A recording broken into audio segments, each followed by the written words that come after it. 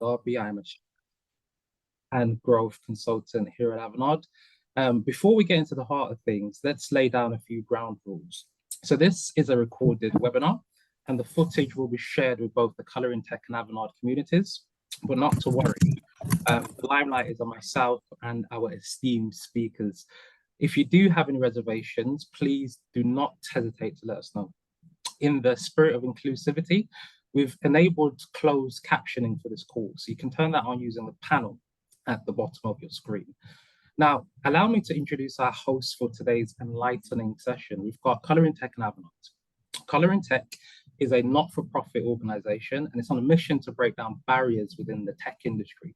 They do this by providing support and opportunities to underrepresented individuals, helping them to thrive in their careers. Through their free pathways and flagship events, Colorintech empowers students, working professionals, and entrepreneurs across Europe. And then we have Avanade, the pioneers of innovative digital and cloud services within the Microsoft ecosystem. With a global network of 59,000 professionals, Avanade is dedicated to making a genuine human impact for their clients, their employees, and their customers. Their impressive lineup of 60,000 plus Microsoft certifications and 18 gold-level Microsoft competencies uniquely positions them to help businesses overcome their toughest challenges. All right, let's dive into our panel. Our first segment is introductions, where we'd like to share a bit about yourself, what you do, and your first brush with technology as a child. Nikita, I'll start with you.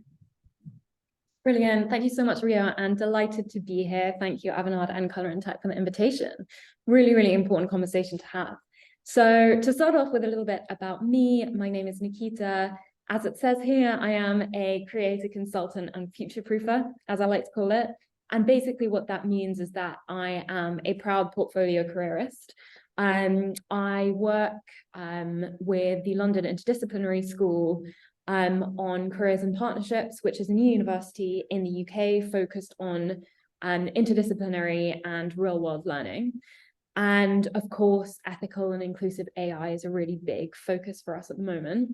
Other than that, I am part of the team behind an initiative called 100 Days of AI, which is all about how we can upskill both individuals and teams with generative AI skills so that they can become augmented by AI and really spend their time working smarter rather than harder. In addition to that, I create quite a lot of content around how people can use AI and other such tools really effectively. And I guess in terms of my first experience with technology, I have a bit of a weird one, which is when I was a kid, I have a very distinct memory of using a Tamagotchi for the first time. If anyone remembers those, I was pretty obsessed, and I felt like it was the first time in my life that I had responsibility, even though it was of a virtual something rather than a human something. Which has interesting parallels to AI today as well. So yeah, lovely to be here. Oh, fantastic. I certainly struggled to keep mine alive. Anna, over to yourself. I think you're on mute at the moment. No, I'm not on mute anymore. Thank you, Rio. And thank you, Nikita, for the interesting introduction. So from my side, so Anna Maldonado here. I'm the Avanade, head of the AI for Avanade Netherlands. My background is science. It's not necessarily data science. So it's very interesting because 20 plus years ago, back in the time when data science, artificial intelligence was not still a thing, many scientists, physicists, and chemists and biologists were actually using mathematics and statistics to solve the problems, right, with data.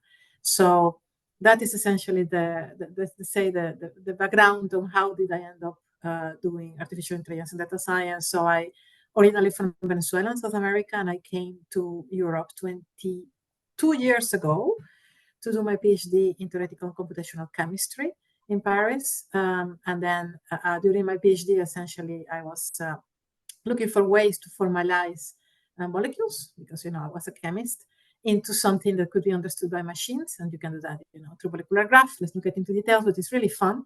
because you could essentially transform molecules into vectors. And that is one of the principles that is today used, for example, for natural language processing and for many other tools. And back in the time, it was very innovative, obviously. So when I finished my PhD, I came to the Netherlands in Amsterdam to do my postdoc. And during my postdoc, I got the chance to put in practice a lot of the knowledge and a lot of the approaches that were developed during my PhD, and that attracted attention from a French company who brought me back to France. I spent a few years in that company setting up the econometrics activity. And when I was done, I came back to the Netherlands, where currently I live since 10 years. So then, of course, one thing brings to the other, and as for a data scientist, you realize that you're really good at not only solving problems, using code and data, but also you are very good to explain them. So I was getting more and more involved into the, let's say, explaining part of strategy, pre-sales, advisory part, which brought me to consultancy. And nowadays, we have a good team in Avanade, Netherlands, of 12 data scientists, machine learning engineers, AI engineers that are pretty much doing, solving problems, right? Using data science and AI. And I hope that today, during this call, we can deep dive a little bit on the ethical and responsible implications of doing so, because it's not only about being performant, but it's about being, fair, responsible, and ethical as well. About the first interaction with technology, I think the first computer that I, got acquainted with was when I was roughly 11 years old. It was a computer, the family computer. So we were not allowed to do whatever we wanted, but it was back in the time fascinating, to understand that we could give commands to a machine and a machine would do things for us, and which is exactly what we do today. The difference is that the machines are not these bulky computers, but it's pretty much cloud computing living, distributed all over the world. That's my introduction. Thank you so much for your insight, Anna. And I think my first brush with technology of sorts was with a PowerBook G4. I don't know if any of you know that machine, but I was big into music and music composition at one point in time. So I loved the synthesizers that it came with. So next up, we're gonna delve into the past, exploring your personal relationship with AI and its implications. So I suppose I'll start with you, Anna. What does AI mean to you? And what has been your experience so far? Sorry. Yes. So like I was explaining in my introduction, artificial intelligence per se is a concept that is not new. Using, once again, algorithms and statistics to solve problems. It's something that is published, you can track papers back to, I would say, almost 100 years ago on the first algorithms that were created to pretty much process data. Bless you. Thank you. And once again, I understand, all the boom and this and that today, but this is not new, guys. Really, these algorithms exist for a long, long, long time. What is new is the capacity to use huge amounts of computing, fast amounts of computing, to solve problems using these algorithms, and then implement them in such a way that they can be self-learning, that they can be self-driven up to a certain point. We're not yet at a point of general intelligence, but that is what is new. But what the concepts behind are not. So when I go back, when I was doing my PhD, once again, the algorithm we were using was nothing fascinating. Principal component analysis, regression trees, even linear regressions. It's something that exists for a long time. But the innovation factor was, to use it on chemistry. And that was, let's say, my first, connection with data science.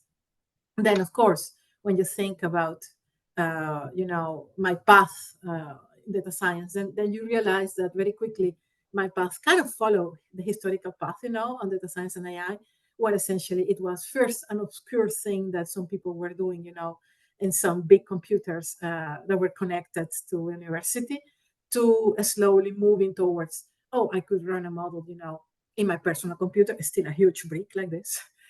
To, I can now, save a model into a floppy disk. To, I can actually run a model in my laptop. And every time, all of this, let's say, evolution marries, the evolution of technology, and marries also our capabilities and capacity to do things. I remember running models for one molecule, and that would take, hours. Now we can run millions and millions and millions and millions and millions of molecules. We can generate them virtually. We can simulate the properties. We can pretty much do everything in seconds. And it all corresponds to the evolution of hardware, let's say. That was the limit. And it's still, because, once we get to the point to make quantum computers capable of actually being a little bit more useful than for a proof of concept, we will have a new ceiling broken, and we will have new capabilities to do even more what we have today. So did that answer your question, Rio? No, it certainly does. I thank you for demystifying AI almost, because I think a lot of the times we tend to think of AI as this buzzword, but you speak about this natural evolution in life technology. Because I think a lot of the time we think of AI as Tron, rather than the data science and the capabilities behind it. So you certainly have, in my opinion. Nikita, I invite you to the same questions. What does AI mean to you, and what has your experience of it been so far? Really fascinating to hear your answer, Anna, because I think I can probably give the other side of the story, in so much as AI definitely, until about sort of 18 months ago, have not been a big part of my education or my career. And as a naturally kind of curious person, also with a background in linguistics, it had always been a concept that was on the periphery of my radar, but it had never been something that I'd personally done a deep dive into and become really fascinated with. Then, like a lot of kind of people, last year when ChatGPT was released and kind of came into the mainstream through OpenAI, there was a massive unlock in my head around what this technology could mean for the ordinary person and the ordinary worker, employee, leader, student, graduate, whatever.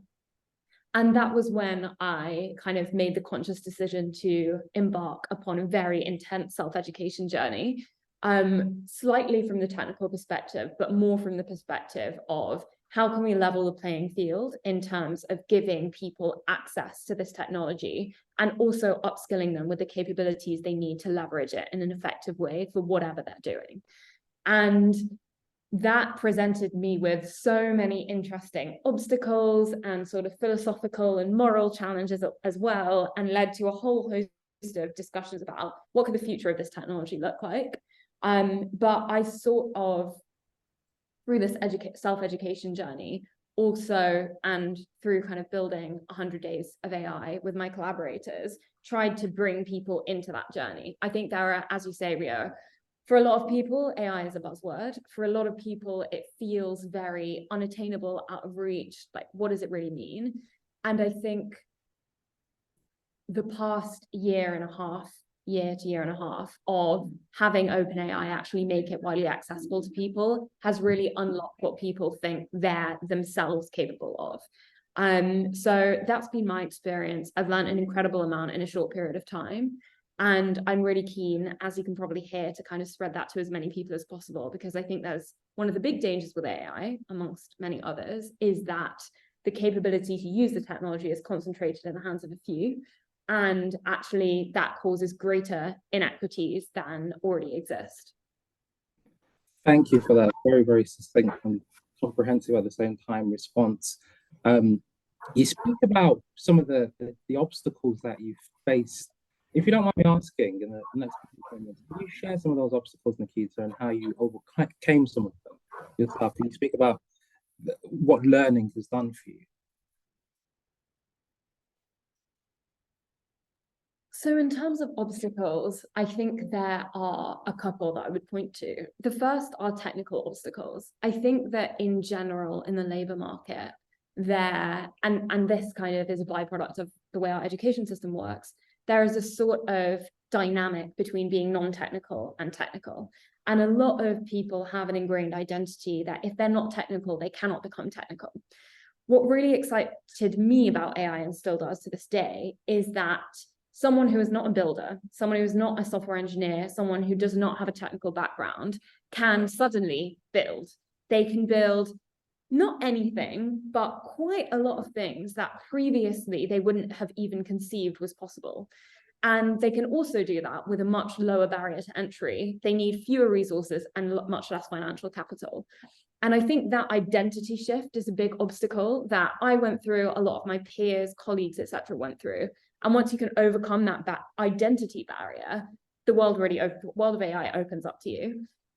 And in terms of other barriers, I think that I work with quite a lot of organizations in terms of building kind of AI strategies and internal upskilling strategies for them. And what I found is that a lot of organizations still have quite a lot of fear around AI. And actually, if we allow our employees to use AI however they want, what does this mean from a regulatory or data protection perspective? And things like that, which again, are completely understandable fears and concerns. And so I think one obstacle is, if you are an employee, how do you leverage this technology while still staying in the parameters of what your company thinks is okay? And how do you also show your company that this could be, and almost definitely is, an avenue to working way smarter rather than just harder all the time? So those are two of the main obstacles that I would point to, but really keen to hear Anna's thoughts as well.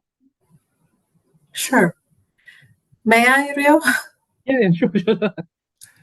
So, a few things. I think it's really important what you point out, Nikita, about the popularization of artificial intelligence, right? What OpenAI have done, and I was always talking about the scale, about being capable to do more because computers are more powerful. But there is a new, let's say, a new barrier that you very well described that was reached. That is the barrier of accessibility. What OpenAI managed to do was to make these models accessible to everyone, something that was not at this point done before. And I also like what you mentioned about, because this technology is now accessible to everyone in a much more, let's say, easy to reach way. It also lowers the boundaries of what you need to understand or to learn in order to use it. However, and I see a lot of people that started to get trained and to get knowledge on, for example, how to implement a ChatGPT API and so on, that they are actually consciously or unconsciously learning a lot about how a large language model works. Because, if you want to do a good implementation, you need to understand how embeddings work. And if you want to understand how embeddings work, you need to understand a little bit the guts of the animal. And this is good.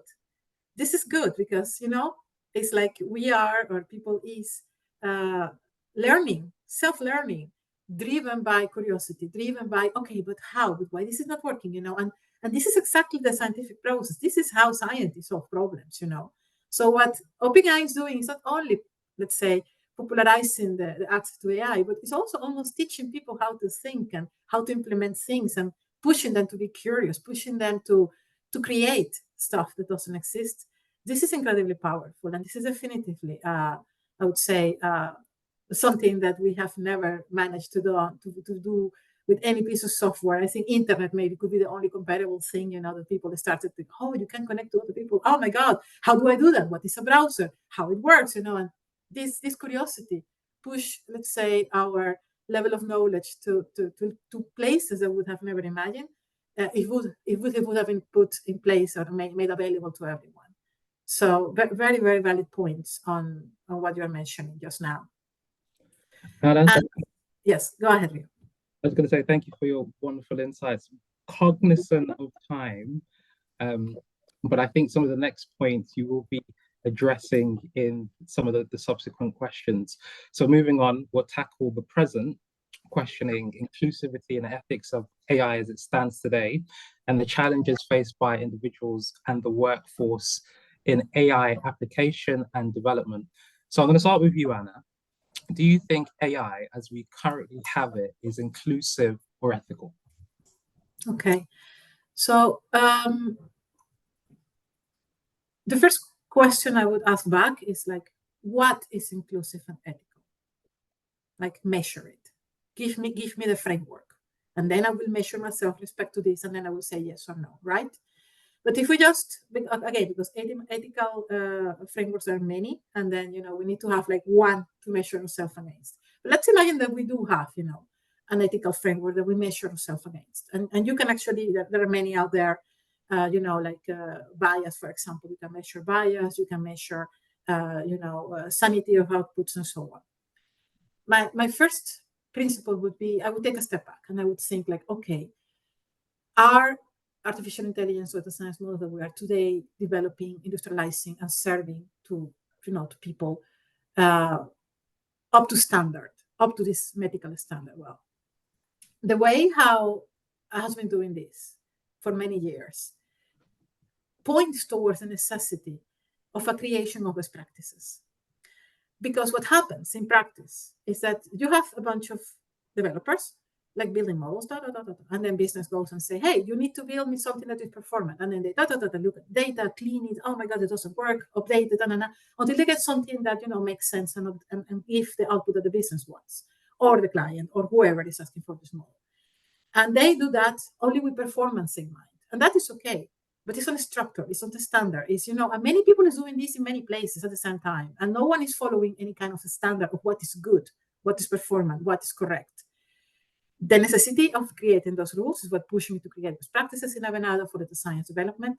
And we create now a very nice guide, when we go to companies and say, okay, this guys is a standard, You want to do good models, good performance models, standardized, this is the way. But then there is another layer, because performance should not be the only KPI we should be looking at. And that layer is the ethical and responsible layer, right? So yeah, I have a model that is performant, but is this model actually respecting, privacy? Or is this model, taking into account people of color in the case of image analysis in the same way as, people that have different skin colors, or are women and men or other categories, treated the same? And that layer has normally nothing to do with performance sometimes. So you have to build it like purposely by design, even before you throw the first line of code. And that's, again, part of best practices. And the last layer, which is something that no one thinks about, is AI security. Artificial intelligence is code, is software. And just like web applications, that are in contact with people, can be hacked and can be used maliciously, models can also be used maliciously. And you imagine the consequence of that, right? Especially now that a lot of things are driven by artificial intelligence models.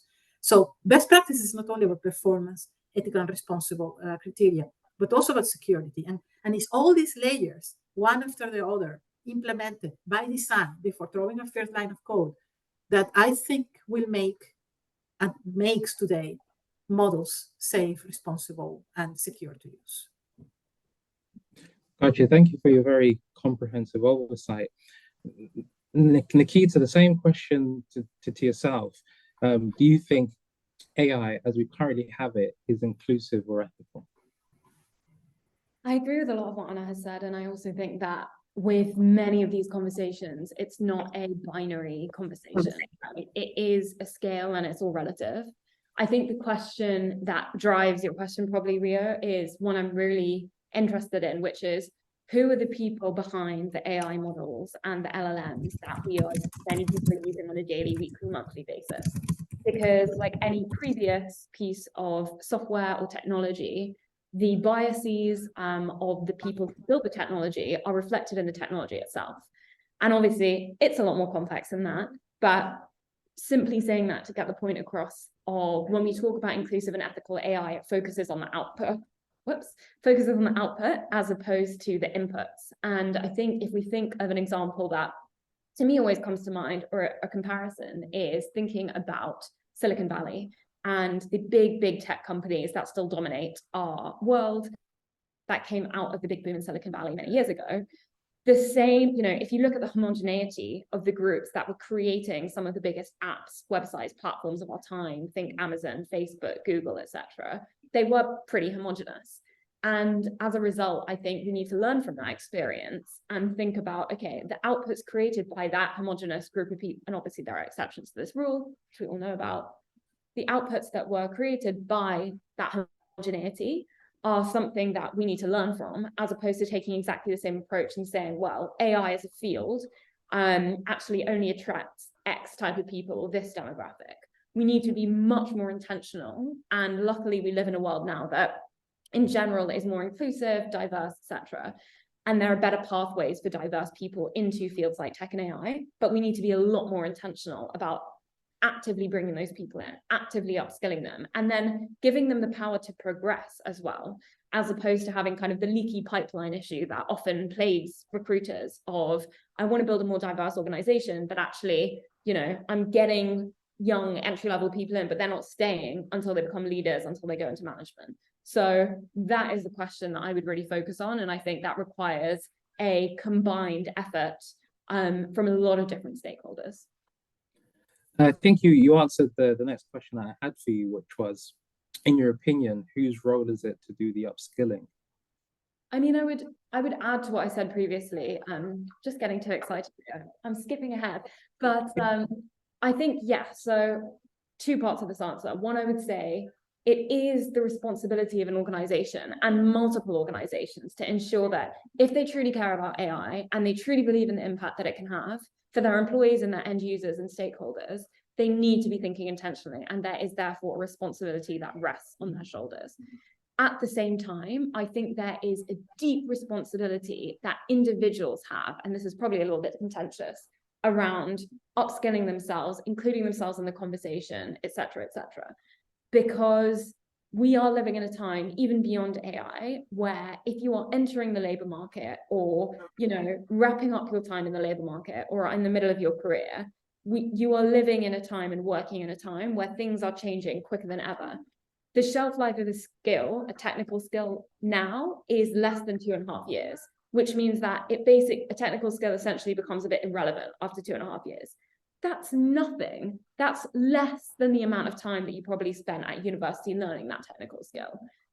And so there is an imperative more broadly for workers to become lifelong learners. And I think particularly with AI, the general expectation of people's work is going to reach a baseline level because people will be able to get there faster and quicker with the help of AI. And therefore, to really prove your worth, you are going to need to constantly be learning. And I think that that is a responsibility that some people will shirk. That's a responsibility that some people will really embrace and say, oh, wow, I've got so much more agency in my own progression journey and trajectory in my career. So there are many more stakeholders who have a responsibility. For example, I haven't spoken about governmental responsibility, which is massive, but those are the main two messages I think that I'm keen to get across.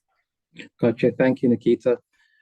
Moving on, in our final segment, we're going to be envisioning the future, discussing how individuals and AI developers can harness AI in a way that is both inclusive and ethical. Anna, I'm going to pose this question to you first. What should individuals be doing best to utilize AI in the most inclusive and ethical way possible? I think you touched on some of these points in your previous answer. Yeah, I think one of the things that Nikita said in the past today was about employees trying to use, for example, ChatGPT for certain things, and then maybe companies forbidding access to the tool because, either fear or just don't understand how to implement it, or for security reasons, especially knowing that the data that they use, to ask a question of code or could be actually intellectual property, so you should not use it just like that. And I was thinking already back in the time when she mentioned that, that you may sometimes feel discouraged by your employer to use these tools in the company. There are enterprise solutions in place, and immediately think, about Azure or Microsoft that made Azure OpenAI service available precisely for this reason.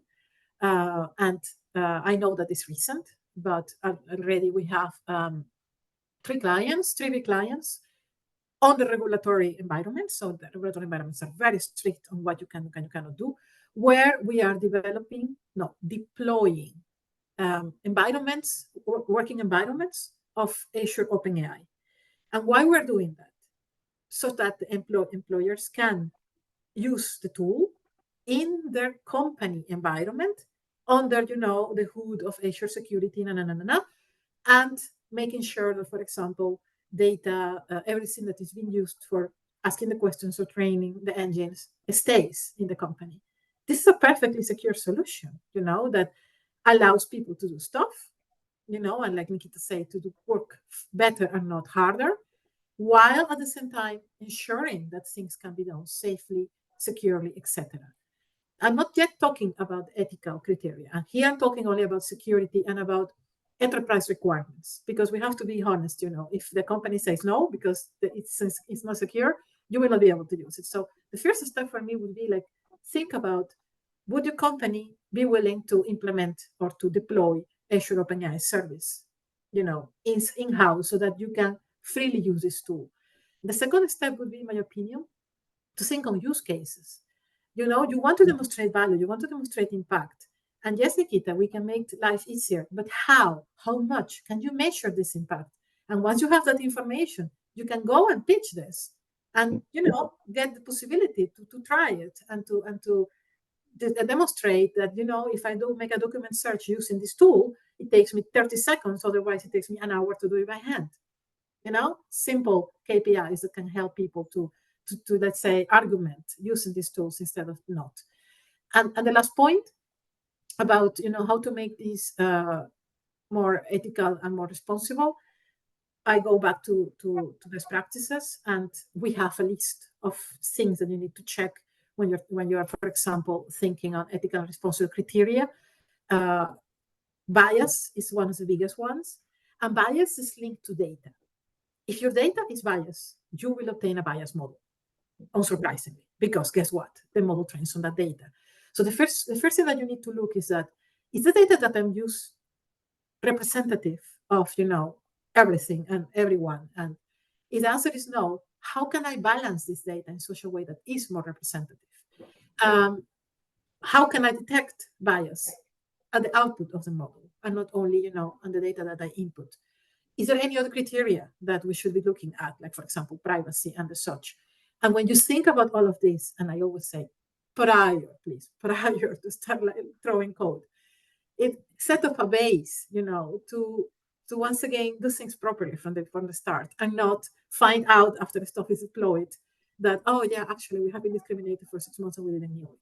So, enterprise solution like Azure OpenAI, build your use case and think before acting. Like, list, what kind of criteria you want to check on, and then make sure that that is part of the proof of concept prior to start developing code. That would be my advice. And you speak about these different concepts that we could be using to mitigate bias and such things. Are there any frameworks that exist today that that data scientists could be following that exist? There are packages, for example, Python packages that you can use. There are not a standard one, and that is something that is missing, because there is universities all over the world, and everyone is conscious that this is important.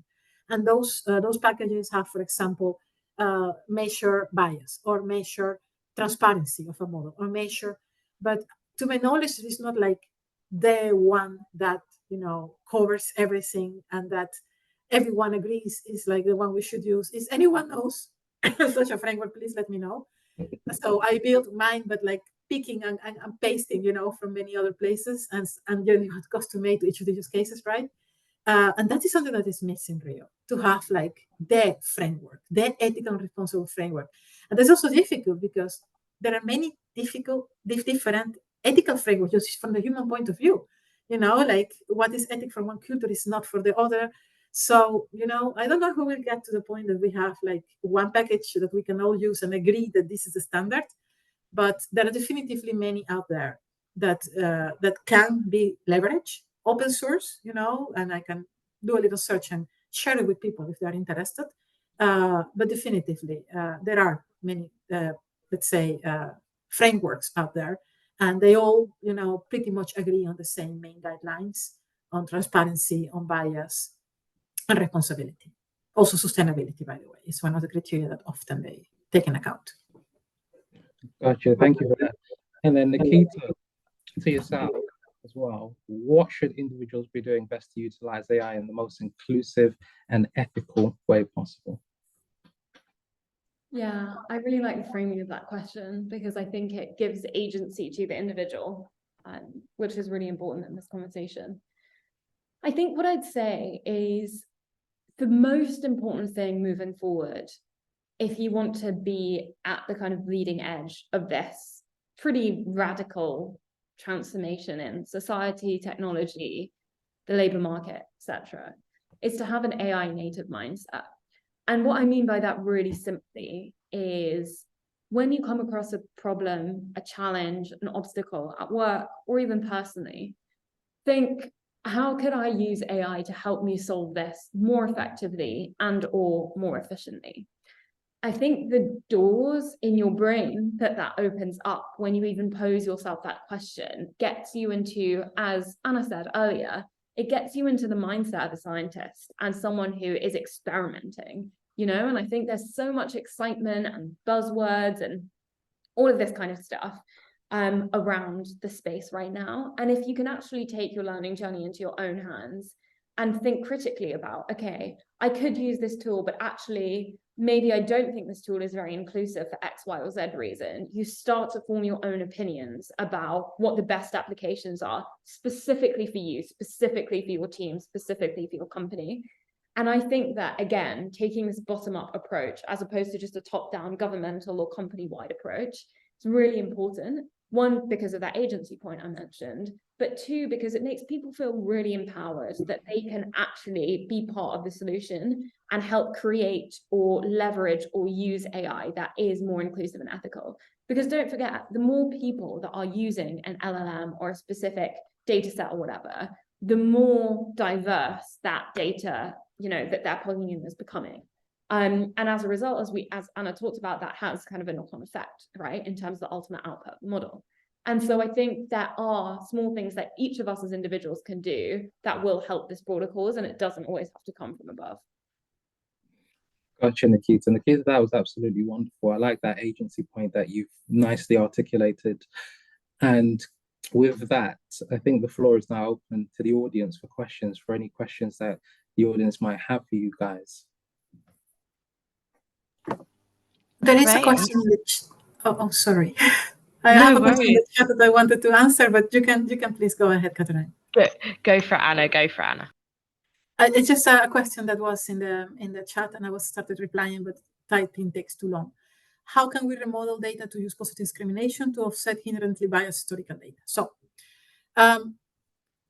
you may or may not know, but there is essentially known. It have never happened in my life that I have received data that is ready and clean, even when people say it is ready and clean, which means that 100% of the times prior to building any kind of model, there is a data preparation step.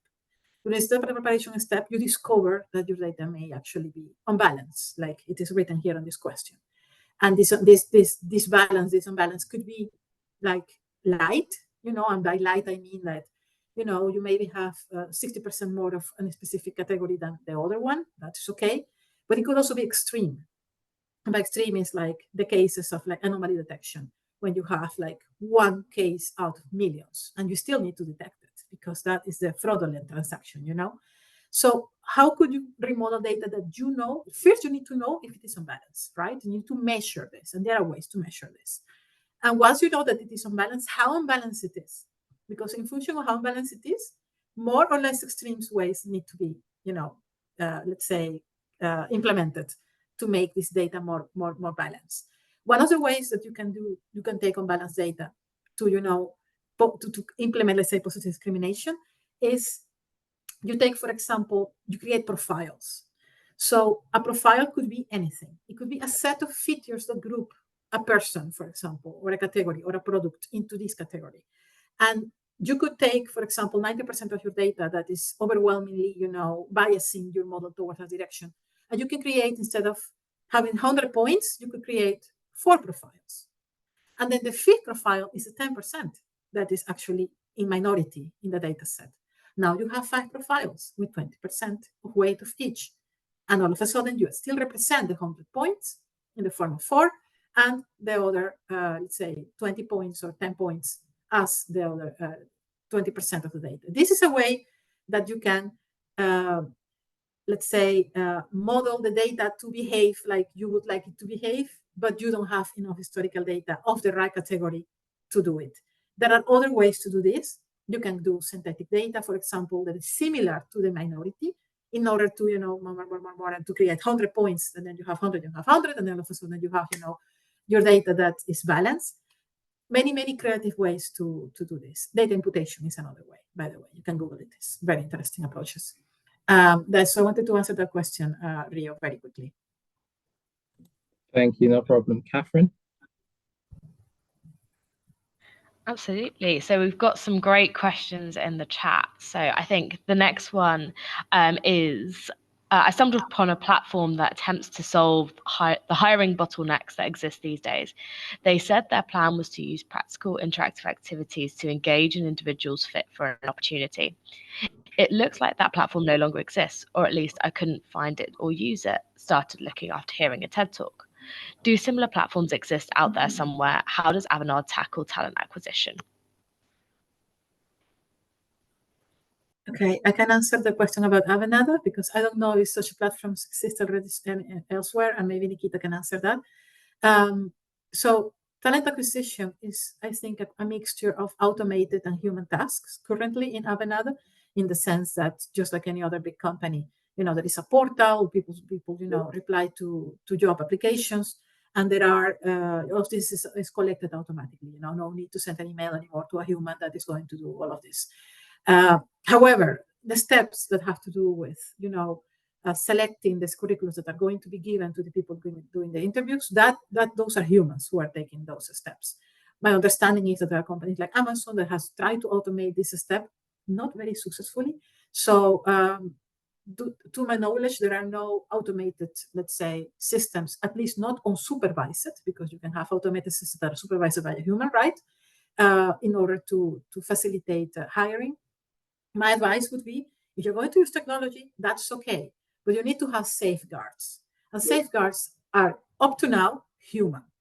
So yes, automate, but you always have control gates where humans are checking that what your algorithm is selecting is actually fit for purpose, again, performance, ethical, once again, and secure.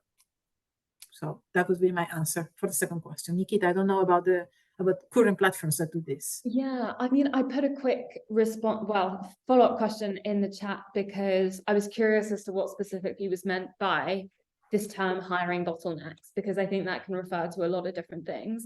I'll interpret it as I will right now, but I think that there are platforms, I know there to be platforms out there that are focused on reducing the inclusivity issues that often arise in the hiring process.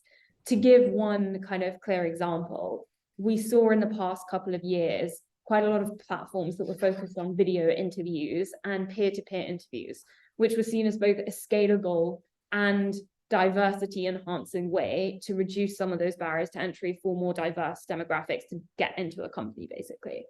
However, at the same time, things like video interviews, as I'm sure you're aware, also create their own biases and may feel exclusive to other groups of people. And so I think the key here is to really think from an intersectional perspective. How can we include people and really ensure that our hiring process is as inclusive and open as possible to as many different people as possible? And that is no small task. And that is why the recruitment industry in general finds it incredibly difficult to do this and why we're currently where we're at.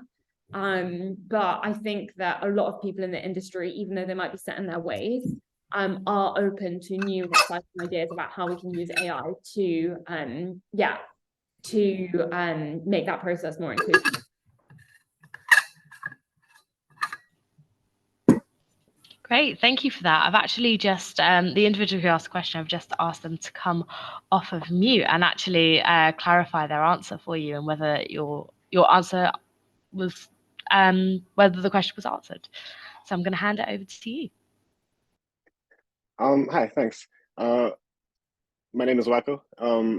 Yeah, just to clarify my question, when I said hiring bottlenecks, I'm referring to almost like a wall in the communication between both sides. I'm sure there's a lot of roles that are either empty or people are finding difficult to fill, but there's also plenty of people who are capable of doing those jobs. But then the process of analyzing their qualifications, or even if they would be a good fit for the opportunity, seems to kind of fall short. So I had an example for myself while I was asking the question, but I thought it would be really long to write out the example. It's a really quick story. I'll try not to spend too much time. But essentially, my resume was analyzed and summarized into something like 4 months experience was the summary. Individual has 4 months experience, but I've been sort of transitioned into working in tech about maybe even 2.5 to 3 years ago. So it can often go wrong in that sense, where they're trying to figure out if you're fit for purpose, but the way that they're kind of going through your background, even before speaking to you, can really, underestimate an individual. So yeah, I was wondering if there's platforms or ways that companies get around this, even without interviews.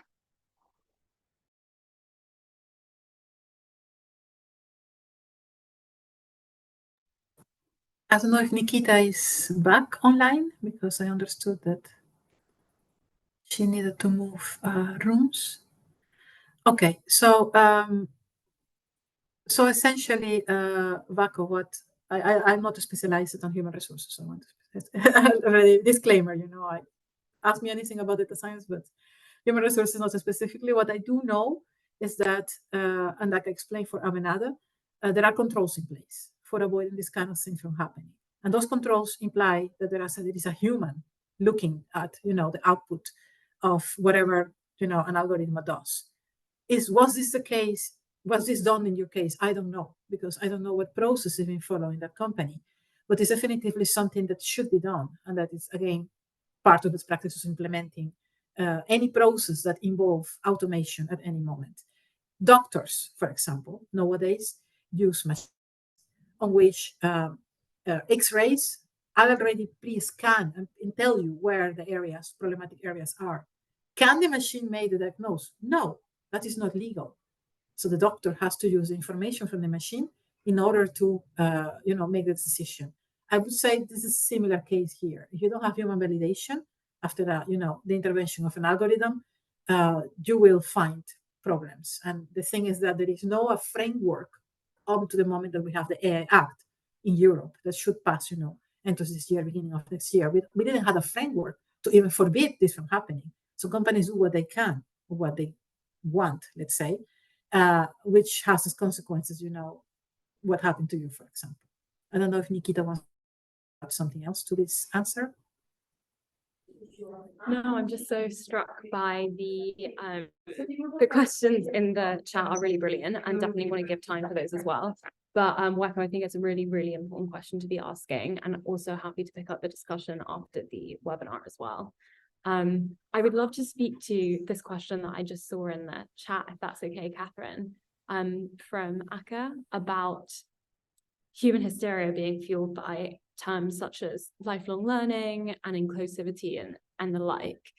And I think that it's such a brilliant question. And I love these philosophical discussions about, do we need AI and technology in general to make us better humans?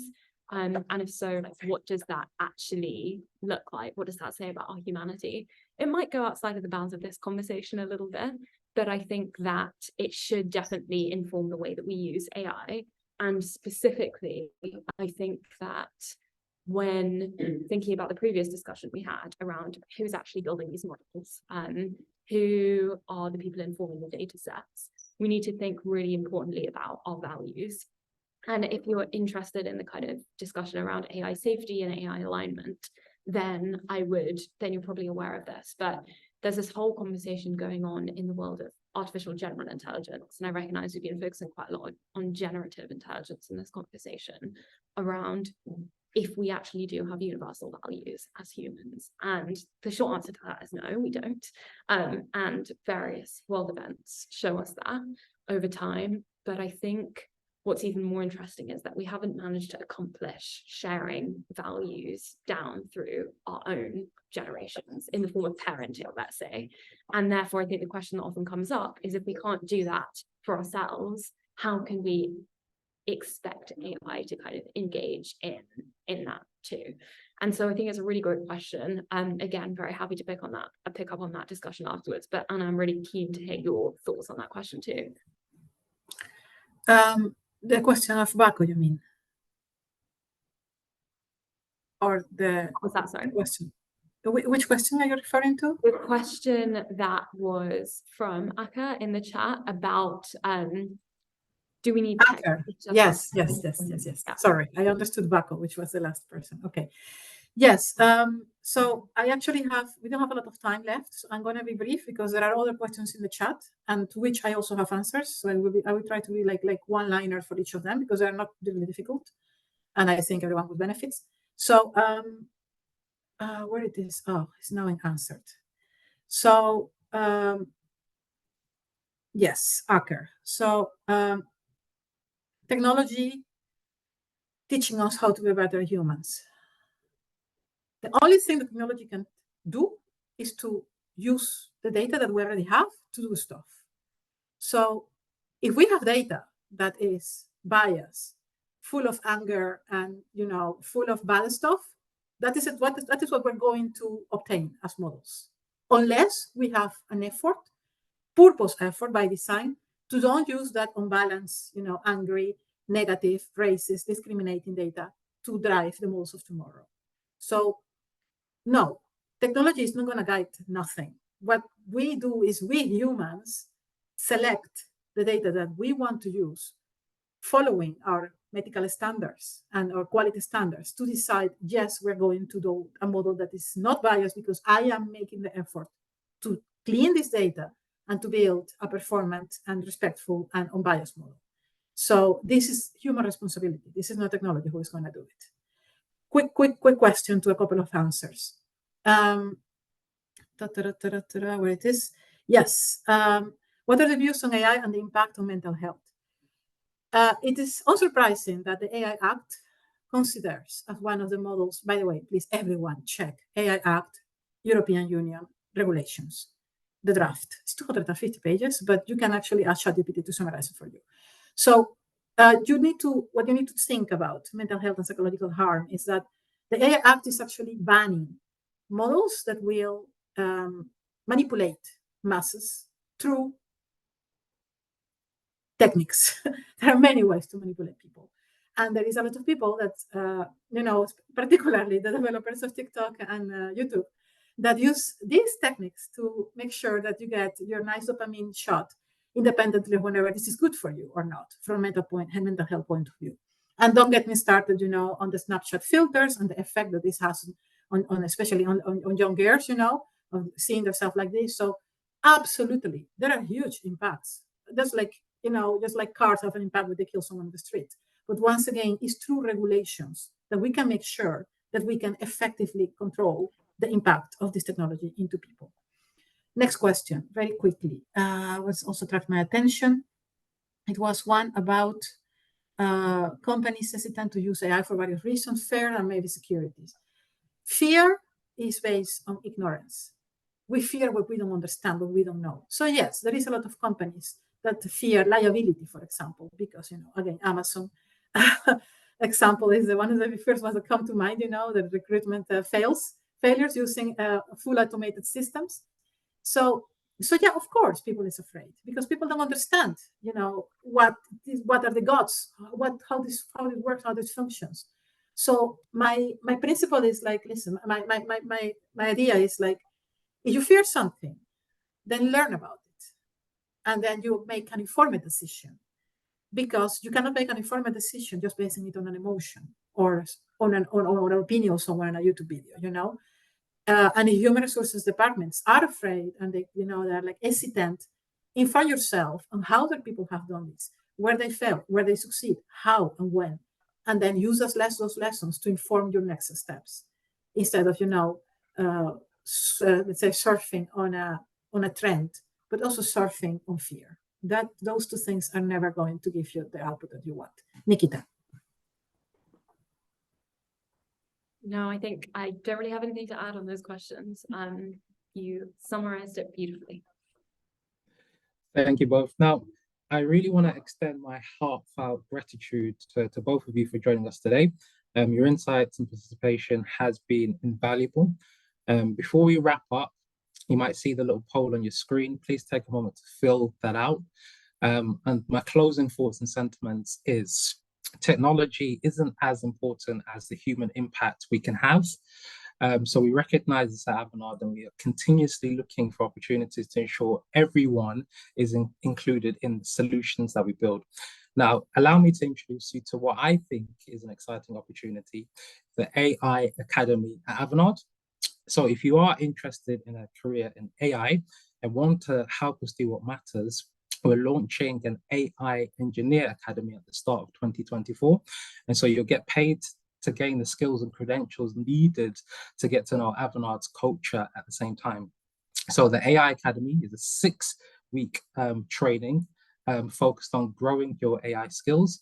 And you can find out more by accessing the link in the chat, or alternatively, you can visit the website and look at some of our other open roles.